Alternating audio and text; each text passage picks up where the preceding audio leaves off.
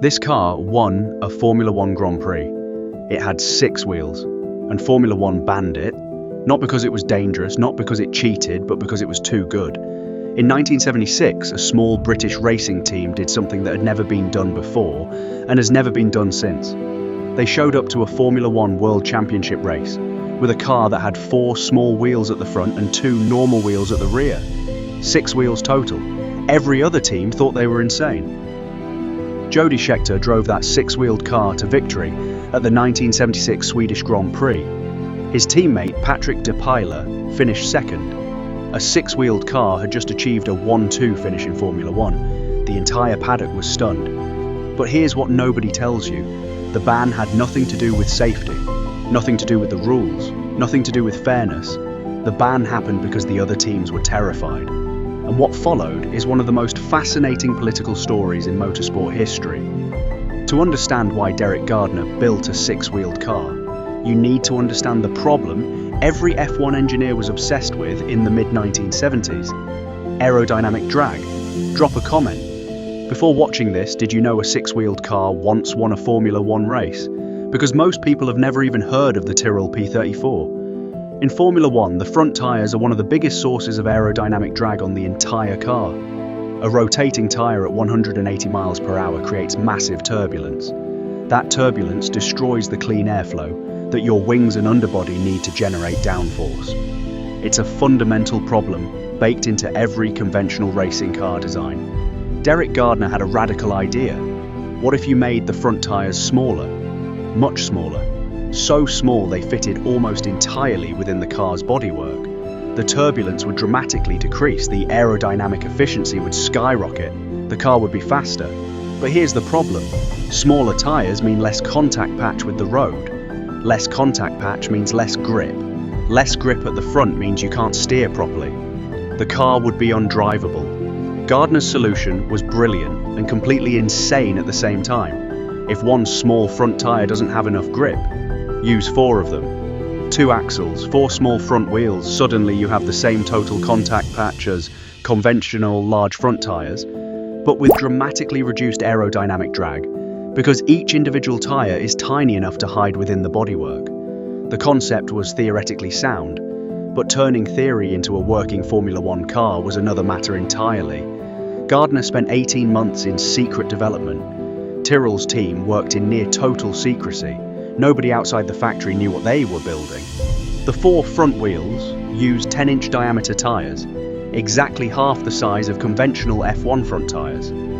Goodyear had to develop an entirely new tyre compound, specifically for the P34, a tyre size that had never existed in motorsport before and has never been used since. September 1975. Tyrrell reveals the P34 to the world. Photographs leaked. The reaction from the Formula One paddock was immediate and universal. This is ridiculous. This will never work. This is a publicity stunt. Honest question. If you were an F1 team boss in 1976 and you saw the Tyrrell P34 for the first time, what would your reaction be? Comment below. Ferrari's engineers laughed. Lotus called it a gimmick. McLaren dismissed it. Brabham's Bernie Ecclestone was dismissive. The consensus was unanimous. 6 wheels on a Formula One car is a ridiculous idea. Then the test results came in, and nobody was laughing anymore.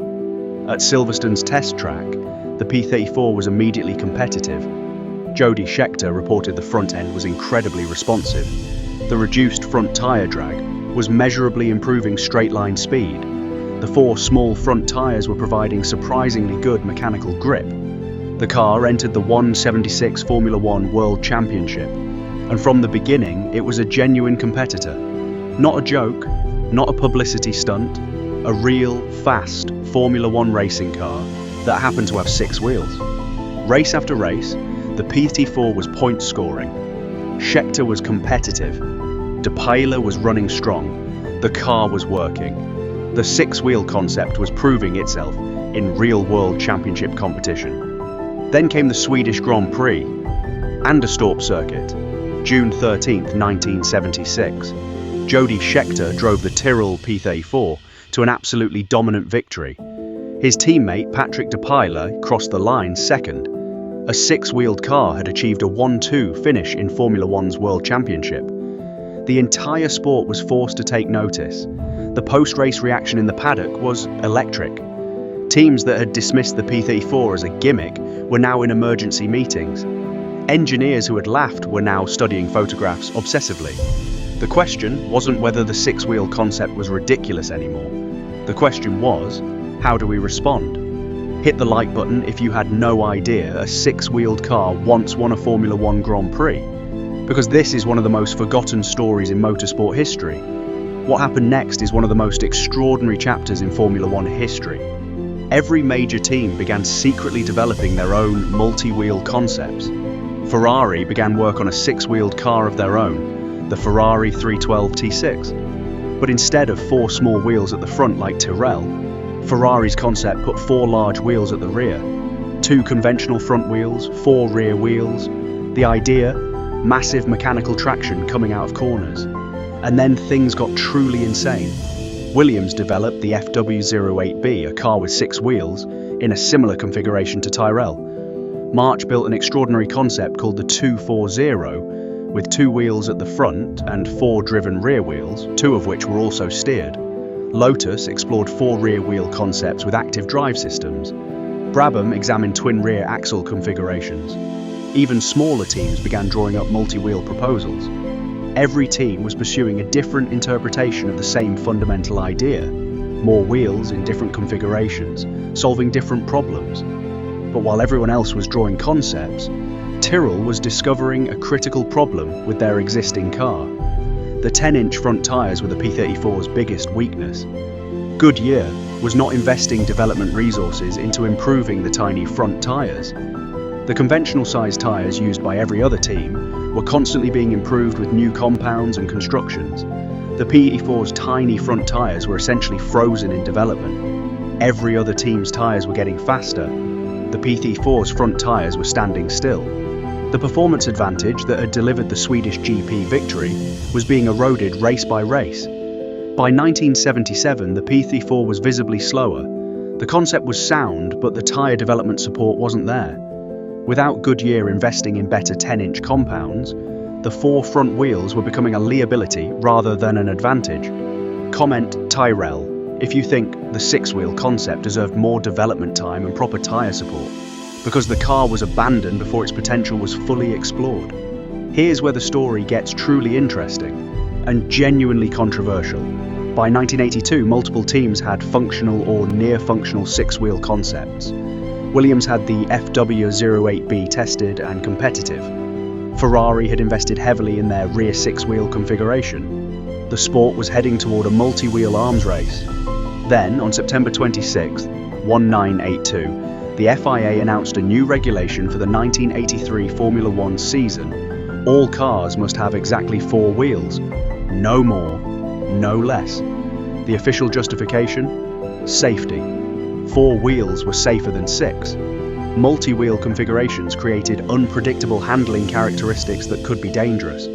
But here's the truth that everyone inside Formula One knew, and nobody said publicly: the safety justification was paper thin. The Tyrrell P34 had raced for 2 complete seasons without a single accident due to its 6-wheel configuration. There was no safety evidence supporting the ban. The real reason was economic and political. Developing a 6-wheel car required enormous investment. The cost was estimated at 3 to 4 times the cost of a conventional design. The smaller teams simply couldn't afford to compete. If Williams and Ferrari were running 6-wheel cars, developed with massive manufacturer budgets, the smaller teams would be completely uncompetitive. The teams voted to ban multi-wheel configurations. The FIA approved, and Formula One was fixed at 4 wheels, a regulation that has remained unchanged. For over 40 years, the Williams FW08B was dismantled. Ferrari's rear 6-wheel concept was scrapped. March's 240 never raced. Years of development work destroyed by a single regulatory decision. Here's the brutal irony. The stated reason for banning 6 wheels was safety, but the actual reason was to protect competitive balance. Formula One Todai spends hundreds of millions on exactly the same financial arms races that the 6-wheel ban was supposed to prevent. The sport introduced budget caps in 2021, 40 years after banning 6 wheels for the same reason. Modern computational fluid dynamics analysis of the Tyrrell P34 concept is genuinely fascinating. A modern interpretation with current tyre technology and sophisticated aerodynamic packaging could theoretically deliver 3 to 5% less aerodynamic drag than a comparable four-wheel design. At Formula One speeds, 3% less drag is worth half a second per lap. Real talk, do you think Formula One should allow six-wheel cars today?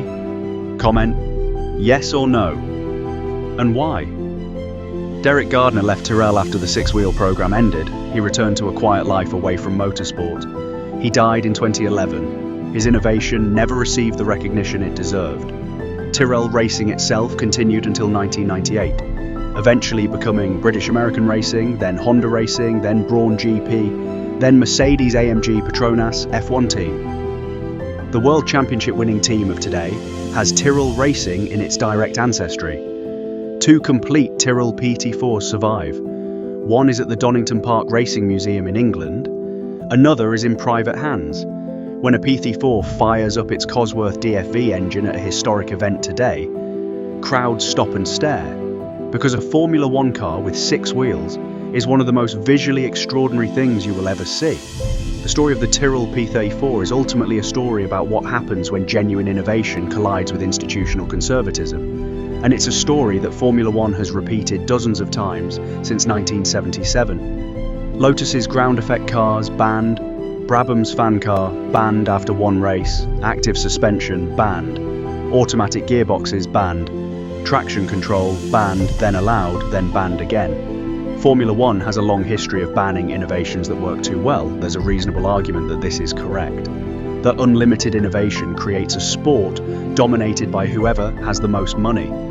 That regulations are necessary to keep competition meaningful. But there's an equally reasonable argument on the other side, that the greatest moments in Formula One history came from unrestricted innovation. Ground effect, aerodynamics, turbocharging, carbon fiber construction, semi-automatic gearboxes. All of these began in F1 and eventually made production cars better, faster, and safer. Comment innovation if you think F1 should allow more radical concepts, or comment regulations if you think the rules protect the sport. Today, Formula One is perhaps the most heavily regulated motorsport in history. Every dimension, every weight, every aerodynamic surface area, every engine parameter. There is no room for a Derek Gardner to appear in his factory, spend 18 months in secret, and emerge with something that makes the entire paddock question everything they thought they knew. The Tyrrell P34 raced for 2 seasons, won 1 Grand Prix, finished second in another, then was regulated out of existence by a sport too conservative to let the idea fully develop. It was banned not because it was dangerous, not because it cheated, but because it worked, and because the other teams were afraid of what might happen if it kept working. In 48 years since the Swedish Grand Prix, no 6-wheeled car has entered a Formula One race. The regulation remains. The innovation is frozen in 1977. But the Tyrrell P34 still exists, still runs, still sounds extraordinary, and still makes everyone who sees it ask the same question. Why did they ban it? Now you know.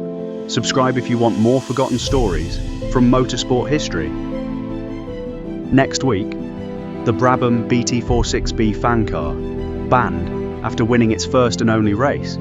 The week after, how Lotus invented ground effect aerodynamics and changed F1 forever. Turn on notifications so you don't miss them. Derek Gardner built something the world had never seen. Formula One banned it before the world could see how good it could become. That's the story of the 6-wheeled car. I'll see you in the next one.